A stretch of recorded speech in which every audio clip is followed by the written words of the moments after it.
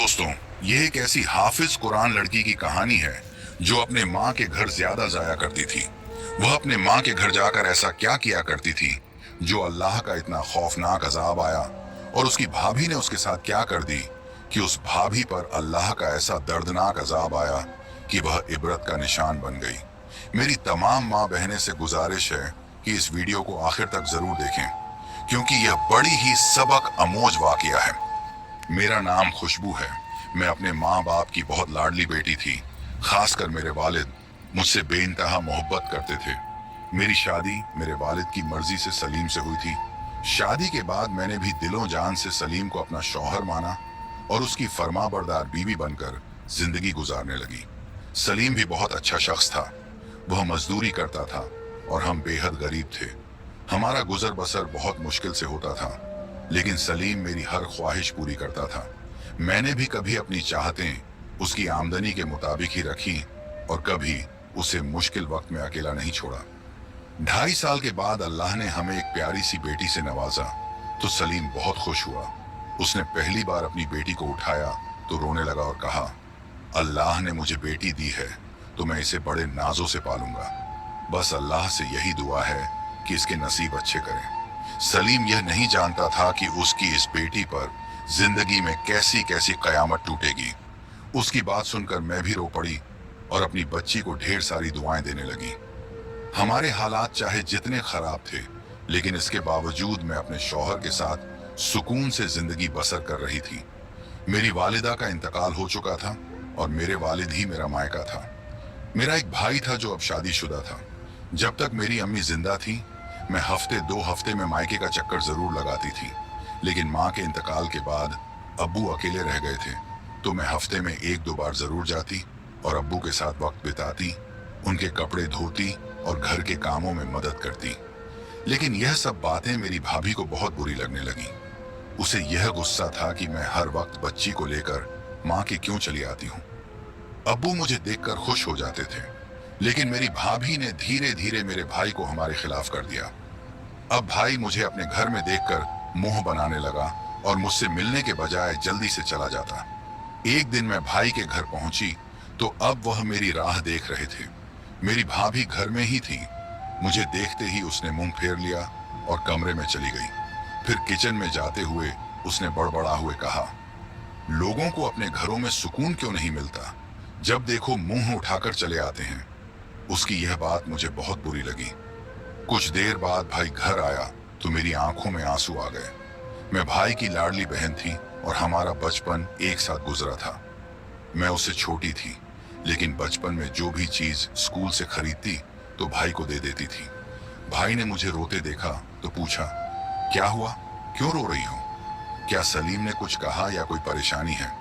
मैंने जल्दी से आंसू पोंछे और कहा, नहीं भाई, बस तुम्हारी बीवी ने मुझे देखकर मुंह फेर लिया और मुझसे एक लफ्ज भी नहीं बोला और फिर तरह तरह की बातें करती रही। मैंने आगे कहा, मैं यहाँ अब्बू के लिए आती हूँ। अगर तुम्हारी बीवी को पसंद नहीं तो मैं अब नहीं आऊंगी। भाई ने यह सुना और खामोशी से कमरे में चला गया। उसने जब अपनी बीवी से यह बात कही तो भाभी ने शोर मचा दिया। वह लड़ने लगी और बात यहाँ तक पहुंची कि उसने कहा, इस घर में या तो तुम्हारी बहन रहेगी या फिर मैं जब भी आती है घर का सुकून बर्बाद करके चली जाती है। शादीशुदा है तो अपने घर क्यों नहीं रहती, रोज अपनी बेटी को लेकर यहाँ चली आती है। मुफ्त की रोटियां जो मिल जाती हैं भाभी की। ये बात सुनकर मेरा वजूद पत्थर का हो गया।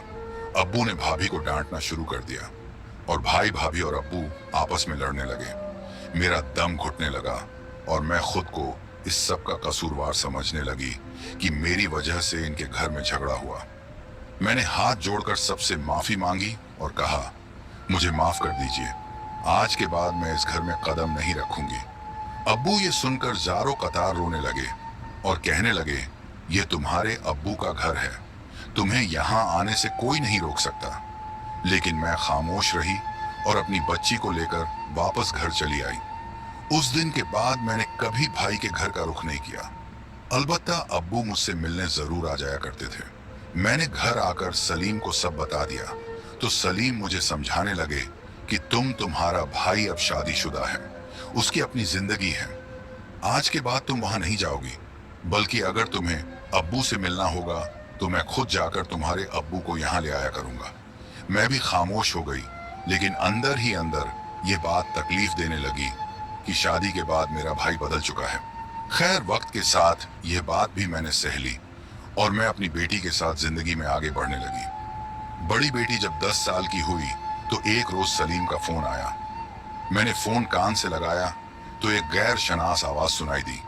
कहने लगे कि सलीम साहब फैक्ट्री की छत से नीचे गिर गए हैं, आप फौरन फला अस्पताल में पहुंच जाएं।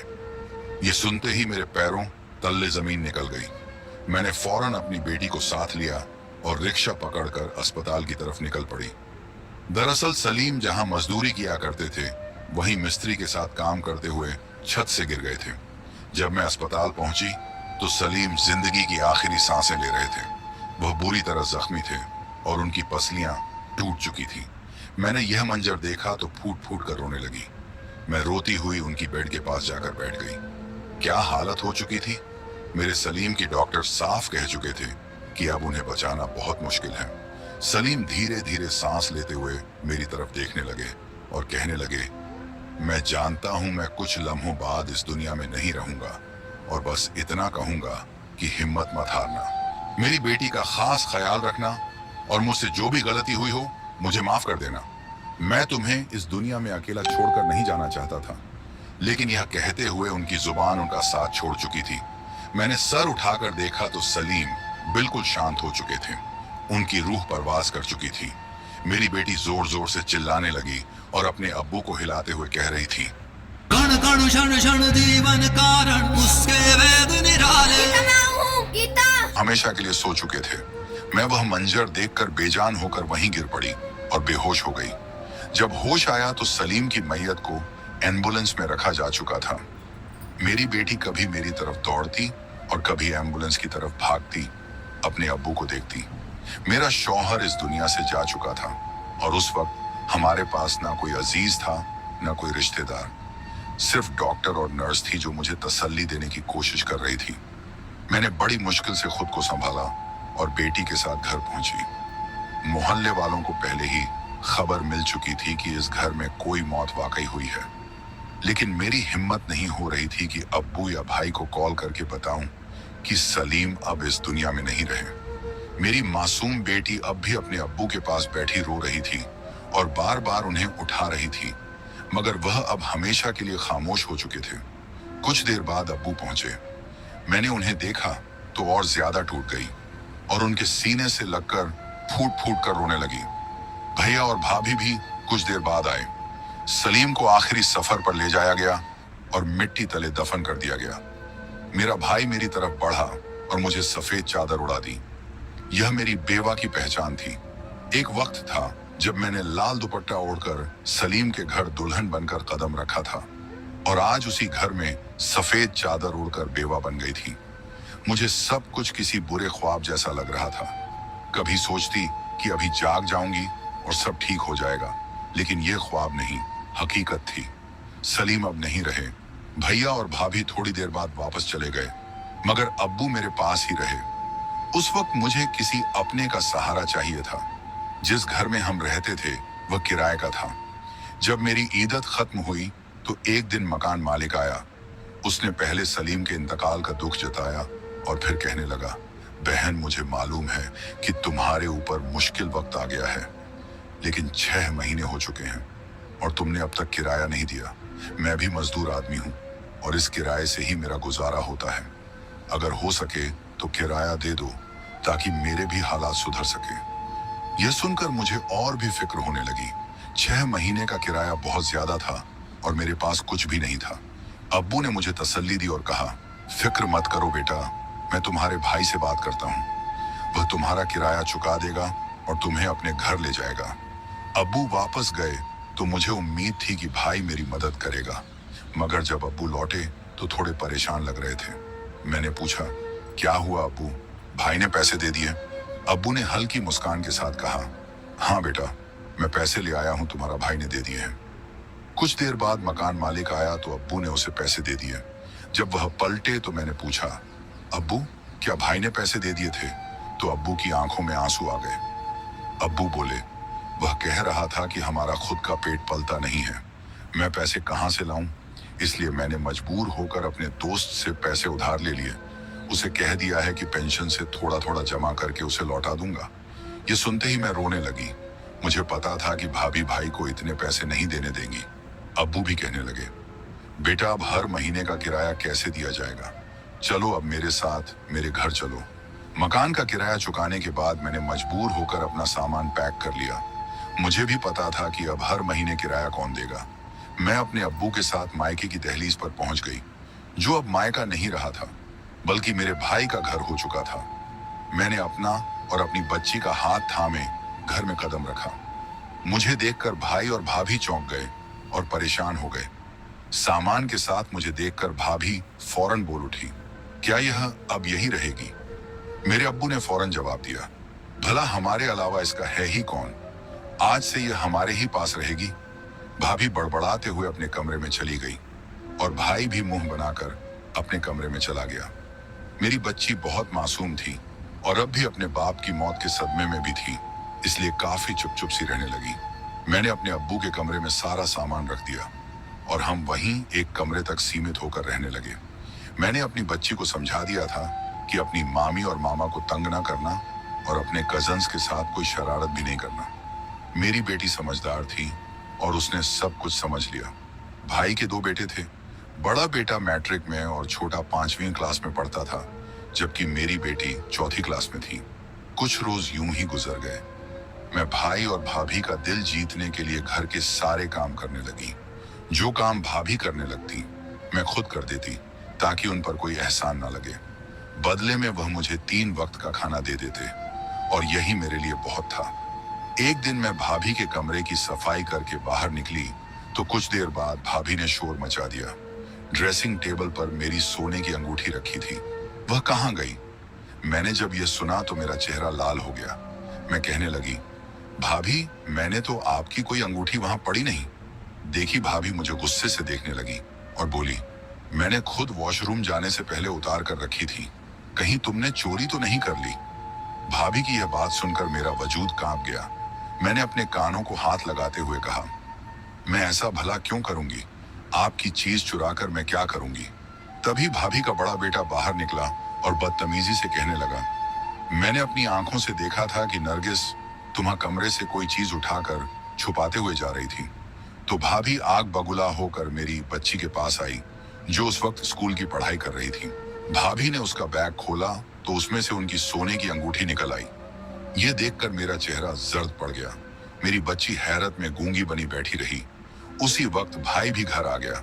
भाभी ने अंगूठी दिखाकर कहा, देख लो साहिद, तुम्हारी बहन और भांजी के कारनामे मेरी बच्ची सहम कर जारो तार रोते हुए कहने लगी, मैंने कोई चोरी नहीं की। थोड़ी देर पहले आसिफ मेरे पास आया था। उसने किताब लेने के बहाने मेरा बैग चेक किया था और वहीं यह अंगूठी रख कर गया है। आसिफ यह सुनते ही बखुल आने लगा। मैं हैरान परेशान थी कि भाई का बेटा इतनी बड़ी साजिश कैसे कर सकता है। मुझे अपनी बच्ची की आदतों का अच्छी तरह पता था। वह कभी भी ऐसी हरकत नहीं कर सकती थी, लेकिन मेरी मजबूरी थी, मैं कुछ भी नहीं बोली।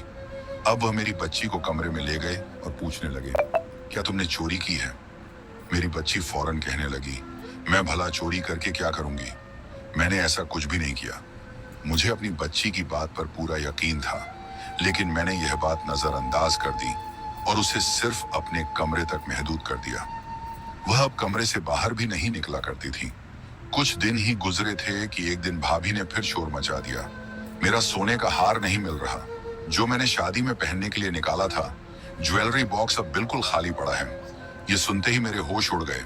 मैंने पहले ही कह दिया, मेरी बच्ची का इसमें कोई कसूर नहीं हो सकता, आप ही ने कहीं रख दिया होगा। लेकिन भाभी ने फिर मेरे कमरे में आकर उसकी तलाशी लेने लगी। आज आसिफ ने फिर कहा, मैंने नरगिस को आपके कमरे के बाहर देखा था। मेरी बेटी बोली, आज गली में आसिफ अपने दोस्तों को बहुत सारे पैसे दिखा रहा था, जो सारे 500 के नोट थे। वह लोग दुकान से सिगरेट भी खरीद रहे थे और बहुत सारी चीजें खरीदी हुई थी। ये सुनते ही मेरे पैरों तले जमीन खिसक गई। भाभी हड़बड़ाकर अपने बच्चे की तरफ देखने लगी, जो मासूम चेहरा बनाए खड़ा था। मेरा भाई गुस्से से आगे बढ़ा और मेरी बच्ची को मारने लगा। कहने लगा, तेरी हिम्मत कैसे हुई जो मेरे बच्चे पर इल्जाम लगाए? तेरे आते ही इस घर में तमसा फैल चुकी है। अपने बाप के साथ मर जाती तो अच्छा था भाई की। ये बातें सुनकर मेरा वजूद कांप उठा। भाई को रोकने लगी। तब तक अब्बू आगे बढ़े और भाई को बच्ची से दूर करने लगे और बोले, क्यों मार रहे हो बच्ची को? जब ये कह रही है उसने ऐसा वैसा कुछ नहीं किया तो तुम अपनी औलाद पर ध्यान दो। हो सकता है तुम्हारे बच्चों ने चोरी की हो। हर जगह हर वक्त बाहर आवारागर्दी करते रहते हैं। भाई ने यह सुना तो गुस्से में अब्बू को भी थप्पड़ मार दिया और बोला, आप भी अपनी बेटी की तरफदारी कर रहे हैं। ये तो शक्ल से ही चोरने लगती है। बाप भी चोरियां और डकैती करके इन्हें पालता था, तभी तो यह अब हमारे घर आकर हमारी बीवी के जेवर चुरा रहे हैं। मेरी बेटी ने थप्पड़ खाकर और अपने मरहूम बाप के बारे में यह सब बातें सुनकर जैसे पत्थर की मूरत बन गई। अपने शौहर के बारे में यह सब सुनकर मुझसे भी बर्दाश्त नहीं हुआ तो मैं चीख उठी। भाई के पास जाकर उसे बोलने लगी, तुम्हारी हिम्मत कैसे हुई मेरे शौहर के बारे में ऐसा कहने की? वह तो अब इस दुनिया में नहीं है, उसे बख्श दो। बच्चों की लड़ाई में तुमने अब्बू पर हाथ उठा दिया। मुझे अपनी बच्ची की परवरिश पर पूरा यकीन है, लेकिन तुम्हें अपने बच्चों पर ध्यान देना चाहिए था। जब अब्बू कह रहे थे तो तुम्हें अपने बेटे की भी तहकीकात कर लेनी चाहिए थी। तभी भाभी ने आकर मुझे थप्पड़ मारा और बोली, हमारे टुकड़ों पर पलते हो और हमें ही बातें सुनाते हो। दफा हो जाओ हमारे घर से। मैं गुस्से में बोली नहीं रहती। आपके घर में आपका एहसान काफी है जो अब तक हमें रखा। भाई भी गुस्से में आकर बोला, अब्बू को भी साथ लेकर दफा हो जाओ, अब और बोझ नहीं उठा सकता। खबरदार जो तुम लोगों ने दोबारा इस घर में कदम रखा। यह कहकर भाई चला गया। अब मैं क्या करती और बर्दाश्त करना मेरे बस से बाहर हो गया था। मैंने मजबूरी में अपना सामान पैक किया। जब अब्बू को उठाने लगी तो वह अचानक पीछे गिर गए। वह बिल्कुल ठंडे पड़ चुके थे। मैं घबरा गई और उन्हें डॉक्टर के पास ले गई। भाई भी मेरे साथ था, लेकिन डॉक्टर ने बताया कि अब्बू का हार्ट अटैक से इंतकाल हो चुका था। भाभी ने फौरन कहा, यह सब तुम्हारी वजह से हुआ है। मजबूरी में भाई के घर 3 दिन और रुकी क्योंकि रिश्तेदार आ जा रहे थे। जैसे ही यूं खत्म हुआ, भाई ने मुझे घर से निकाल दिया। मैं मजबूरी में अपनी बच्ची को लेकर पास की झोपड़ी की तरफ चली गई जहां भिखारी रहते थे। वहां एक बूढ़ी औरत बैठी थी।